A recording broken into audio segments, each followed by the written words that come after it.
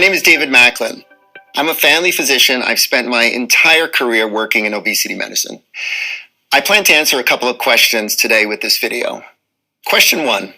What does it mean when I say that obesity is a real medical condition? That it's mostly inherited in our genes, it's centered in the brain, and very influenced by the environment, and it gets worse over time. Question 2. Successful, effective, long-term treatment exists for people living with obesity, but what is that treatment and how does it work? Good science tells us that around 70% of the risk of struggling with obesity in our lifetime is genetic, passed down from our parents. What many don't know is that these genes, the majority of them, are in the brain.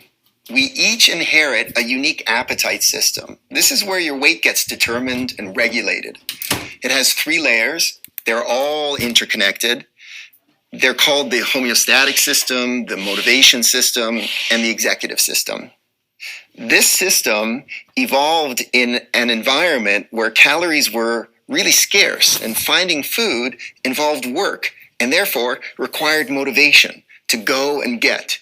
Our prevailing understanding of obesity and why it happens is that this ancient system has collided with our modern food environment. This ultra-processed, sugar, fat, salt, taste, big portioned, everywhere, anytime, advertised to look healthy, brought to your front door environment. You might think the consequences of this collision would be complicated, but they're not. In fact, I'm going to invite you to sit back and I'll tell you a story of how this works.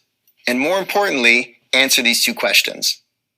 The story I will tell you is called The Gatekeeper, The Go-Getter, and The Sleepy Executive. Let's get started with The Gatekeeper. It's about time. The gatekeeper is the first layer, the homeostatic system. Gatekeeper, tell them what you do. I defend against fat loss. The gatekeeper does this by watching this bucket of leptin. You see, fat cells in the body produce a hormone called leptin. So weight loss results in lowering leptin levels. And he is exquisitely sensitive to dropping leptin levels. If the level in this bucket starts to go down, he sees it, gets alarmed, and bam, presses the button. He does this because to our ancestors, weight loss was never good news. They didn't lose weight to look good for a wedding. They lost weight because the food supply was interrupted. This alarm gets sent up to the next level. Gatekeeper, can you explain? This button makes him work harder. Did someone call me? Is there food? We need food. We should get food. Food! This is the go-getter. He represents the middle layer, the motivational system. He motivates us to go and get food. Remember, in our former environment, the motivation to go and get food was critical.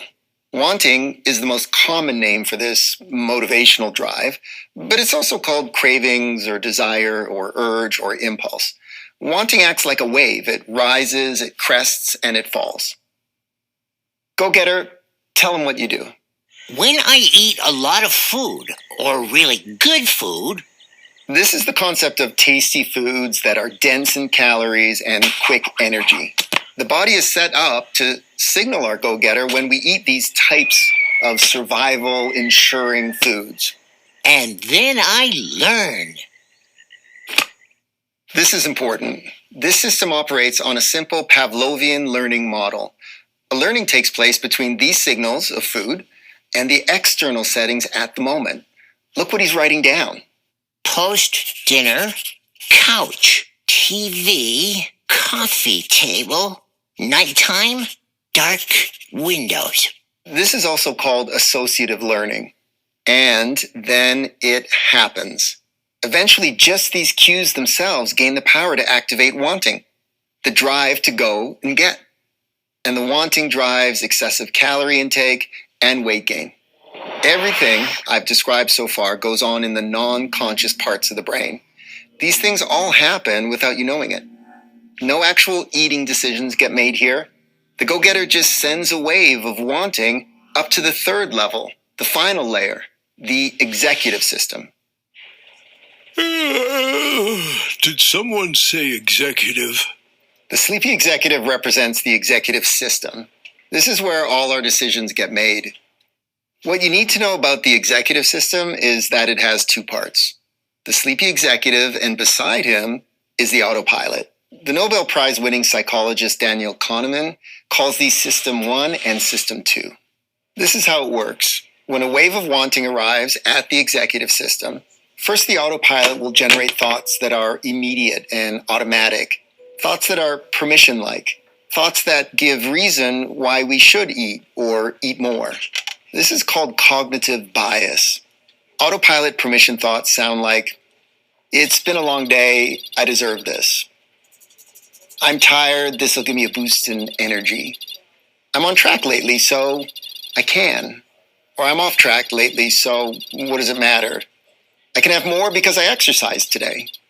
I'll have this now and I'll start again on Monday. Kahneman says that most of our decisions are made based on this type of thinking, and that by nature, the sleepy executive is usually and preferably asleep. But if he is awake, he thinks differently. System 2 uses conscious effort, thinks slowly, deliberates, weighs the consequences. The sleepy executive is able to recognize that permission thoughts are incorrect. He can also generate his own thoughts that consider the future, thoughts that sound like, I don't really need this. I'm not hungry. I feel better if I don't. Eating this is really not in the direction of all the things that are most important to me. So there it is. This is the appetite system. Weight loss is defended against. A conditioned wave generated from underneath is shuttled up to the executive system where the autopilot convincingly describes why we should. And all we have is a sleepy executive to stand up to all of it. This system collides with the modern food environment, and bam. And now you know where the differences in genetic risk are found. They're found here within these three characters. One person's gatekeeper will oppose weight loss much more strongly than someone else's. In one person, the go-getter will learn more quickly, be more sensitive to cues, and generate a taller wave of wanting. Some people's sleepy executive will be, well, sleepier. And so, obesity is a real medical condition, mostly inherited, centered in the brain, influenced by our environment, and progressive. Yeah. And now you know why. This framework answers our first question. My second question was about treatment. There are 3 types of treatment, and now you'll understand how they work. Behavioral therapy, medication, and surgery. You now understand that behavioral therapy is about developing skills and confidence that keep the sleepy executive as awake as possible just when he or she is most needed. Remember that the gatekeeper and the go-getter are in non-conscious parts of the brain that are inaccessible to us. We can't get there ourselves, but medication can. And so this is exactly where our best weight loss medications work. They dampen the height of the wave, making it smaller, and the go-getter becomes less active and less sensitive to cues. The gatekeeper relaxes and becomes less bothered by dropping levels of leptin. And this makes the work of the sleepy executive much easier because he's not facing a tidal wave from underneath, and weight loss maintenance become more likely. So, would you consider that past weight loss efforts were difficult not because of some flaw in your character or lack of strength or motivation or willpower, but instead because you are struggling, untreated, with a real medical condition?